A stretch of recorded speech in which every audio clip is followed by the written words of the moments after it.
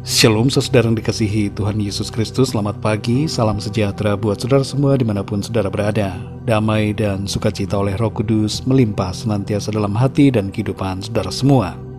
Sebelum kita mendengarkan renungan firman Tuhan, mari sama-sama kita berdoa. Bapa kami yang di surga, Bapa di dalam nama Tuhan Yesus Kristus, Tuhan yang selalu baik, yang mengasihi dan peduli kepada kami. Kami bersyukur untuk kasih kemurahan Tuhan, untuk berkat perlindungan-Mu di sepanjang malam hingga pagi hari ini. Kembali kami ada saat ini, itu semua karena kemurahan Tuhan. Tuhan punya maksud dan rancangan yang baik bagi kami. Saat ini Tuhan, kami mau mendengarkan sabda kebenaran firman-Mu. Urapi setiap kami dan berikan kami pengertian untuk kami dapat memahami akan firman-Mu. Terima kasih Tuhan. Dalam nama Tuhan Yesus kami berdoa. Haleluya. Amin. Saudara yang dikasihi Tuhan, ayat renungan kita pada saat ini terdapat dalam Injil Yohanes pasal 20 ayat yang ke-29. Tertulis demikian. Kata Yesus kepadanya, "Karena engkau telah melihat aku, maka engkau percaya. Berbahagialah mereka yang tidak melihat, namun percaya." Saudara yang dikasihi Tuhan, dalam masa Perang Dunia Kedua, pernah terjadi peristiwa pemboman yang disebut dengan istilah The Blitz. Kata Blitz ini berasal dari sebuah kata dari bahasa Jerman, yaitu Blitzkrieg, yang bermakna perang petir atau perang kilat. Pada waktu itu, Jerman mengebom berbagai kota di United Kingdom selama 11 hari berturut-turut dan menghancurkan sepertiga wilayah kota London. Ada sebuah kisah menarik saat terjadinya The Blitz ini, yaitu mengenai seorang ayah yang menggendong anaknya. Mereka berlari menghindari bom dan reruntuhan gedung-gedung yang hancur. Sang ayah melihat adanya sebuah lubang yang bisa dijadikan sebagai tempat bersembunyi. Ia menurunkan anaknya dari gendongannya, lalu melompat ke lubang itu. Saat sudah berada di dalam lubang persembunyian, ayah ini berteriak menyuruh anaknya segera melompat. Tapi anaknya ragu karena dari atas lubang ia tidak dapat melihat apa-apa. Anaknya berseru, "Ayah, aku tidak dapat melihatmu." Ayahnya kemudian menjawab, "Lompat saja nak, aku dapat melihatmu dari sini."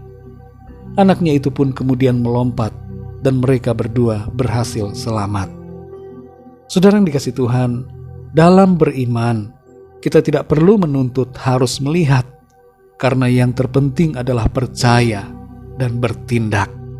Dalam Yohanes 20 ayat yang ke-29 tertulis, kata Yesus kepadanya, "Karena engkau telah melihat aku, maka engkau percaya.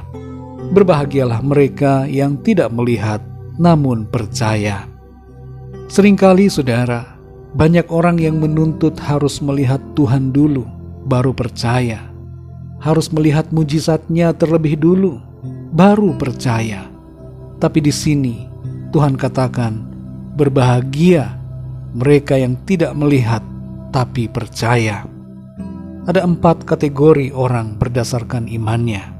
Pertama, yang melihat Tuhan dan yang percaya. Contohnya adalah para murid dan orang-orang yang beriman pada Tuhan Yesus saat ia berada dalam keadaannya sebagai manusia. Kedua, yang melihat Tuhan Yesus tapi tidak percaya. Contohnya adalah sebagian besar dari para imam, ahli Taurat, orang-orang Saduki dan Farisi. Ketiga, yang tidak melihat Tuhan dan tidak percaya. Contohnya adalah Thomas, salah satu murid Tuhan Yesus yang tertulis dalam ayat ini. Thomas belum percaya sebelum melihat Tuhan yang sudah bangkit. Dan yang keempat adalah mereka yang tidak melihat Tuhan tapi percaya. Contohnya adalah saudara dan saya sekarang ini. Kita semua yang beriman kepada Tuhan Yesus. Saudara dan saya adalah orang-orang yang berbahagia. Saudara yang dikasihi Tuhan, secara lebih luas, ayat ini bukan saja berbicara hanya tentang melihat Tuhan Yesus, tapi juga berbicara soal sikap kita dalam menjalani kehidupan ini. Situasi di masa depan mungkin nampaknya samar-samar dan meragukan.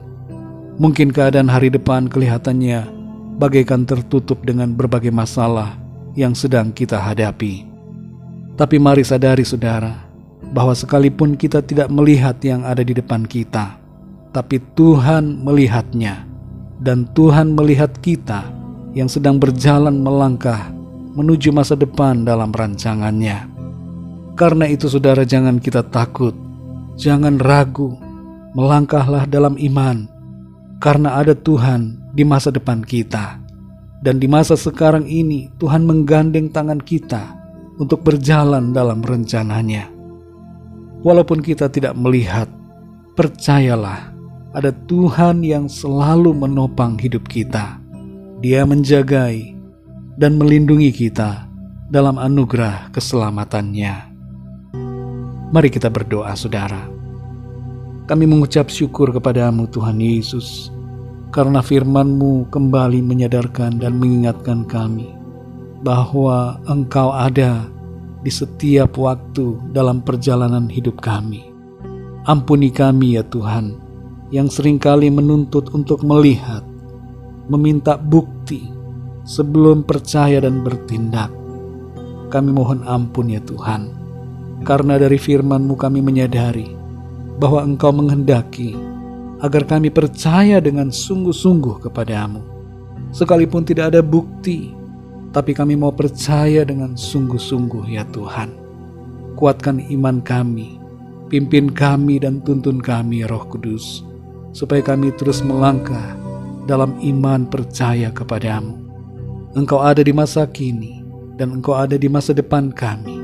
Engkau selalu menopang kami dan menuntun langkah-langkah kami. Terima kasih Tuhan, kami aman di dalam-Mu. Masa depan kami ada dalam rancangan-Mu yang baik dan indah. Terpujilah nama-Mu ya Tuhan. Terima kasih buat anugerah keselamatan yang Tuhan limpahkan dalam kehidupan kami. Engkau Tuhan Yesus yang menjadi pokok iman kami dan keselamatan kami. Di sepanjang hari ini ya Tuhan, kami mohon pimpinan dan penyertaan-Mu dalam segala aktivitas kami, dalam studi, dalam tugas, pekerjaan, usaha, segala kegiatan, pelayanan dan aktivitas kami. Biarlah Tuhan Engkau menyertai dan menuntun kami dalam keputusan dan tindakan kami, supaya semuanya itu memuliakan nama-Mu Tuhan. Kami berdoa untuk setiap dari kami yang sedang dalam pergumulan, sakit penyakit, berbagai persoalan, agar Tuhan Engkau menjamah, memberikan kekuatan, jalan keluar, kesembuhan, kesehatan yang sempurna. Mujizat-Mu ya Tuhan terjadi dalam kehidupan setiap kami. Terima kasih ya Tuhan, kami percaya berkat dan damai sejahtera serta kasih karunia Tuhan senantiasa Tuhan limpahkan dalam hidup kami. Terpujilah nama-Mu ya Bapa. Hanya di dalam nama-Mu yang kudus, nama Tuhan Yesus Kristus, Tuhan dan Juru Selamat kami berdoa dan mengucap syukur. Haleluya, amin. Puji Tuhan, saudara yang dikasihi Tuhan, saya percaya firman Tuhan menjadi berkat dan kekuatan buat saudara semua, dan Roh Kudus akan menolong saudara untuk lebih lagi memahami kebenaran firman Tuhan. Tuhan Yesus memberkati saudara semua. Selamat beraktivitas dan sampai jumpa dalam renungan yang berikutnya. Haleluya.